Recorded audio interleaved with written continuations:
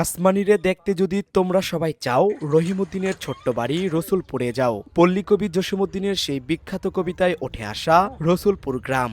জি হ্যাঁ, এটাই সেই গ্রাম, যে গ্রামে কিনা আজ অব্দি পর্যন্ত বিদ্যুৎ পৌঁছায়নি, নেই কোনো আধুনিকতার ছোঁয়া। এখানকার মানুষের জীবন যেমন সংগ্রামের, তেমনি প্রকৃতির সাথে নিবিড়ভাবে জড়িত। আরও অবাক করা বিষয় হচ্ছে, এই গ্রামটি আমাদের বাংলাদেশে অবস্থিত।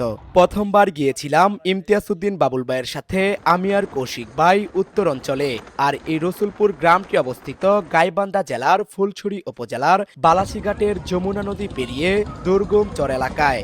আর এই গ্রামের চলাচলের একমাত্র মাধ্যম হচ্ছে ঘোড়ার গাড়ি এবং ইঞ্জিন চালিত এই নৌকা। আজ আমাদের এই দুর্গম চর অঞ্চল ঘুরিয়ে দেখাবেন গাইবান্ধা বাংলা ভিশনের জেলা প্রতিনিধি ফিরোজ কবির মিলন ভাই। আমরা কিন্তু ঘোড়ার গাড়িতে চড়ে এখন রসুলপুরের দিকে এগিয়ে যাচ্ছি।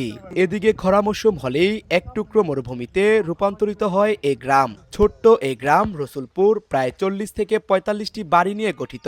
এই গ্রামের মানুষগুলো সবসময় প্রকৃতির সাথে লড়াই করে বেঁচে আছেন। বর্ষাকাল কিংবা বন্যার সময় বাড়ির আঙিনায় থই থই করে পানি। এই গ্রামের অধিকাংশ বাড়িতেই গরু পালনের জন্য আলাদা কোনো খামার নেই। তারা যে ঘরে বসবাস করেন ঠিক সেইখানেই গরুগুলোকে বেঁধে রাখেন। ভাবতে পারেন কি কতটা সহজ সরল ভাবে তারা জীবনযাপন করছেন, আর এগুলো পালনের মাধ্যমে তারা তাদের জীবিকা নির্বাহ করে থাকেন। গ্রামের কিছু মানুষের সাথে কথা বলে জানতে পেরেছি, এই চরে থাকতেও তাদের টাকা দিতে হয়। আর এই চরে যে শিশুগুলো রয়েছে তারাও নাকি শিক্ষা থেকে বঞ্চিত, যা খুবই কষ্টদায়ক বিষয়। আর এই দুর্গম চরের ভিডিওটি কে কোন জায়গা থেকে দেখছেন কমেন্ট করে জানাবেন, আর শেয়ার করে অন্যদের দেখার সুযোগ করে দিবেন।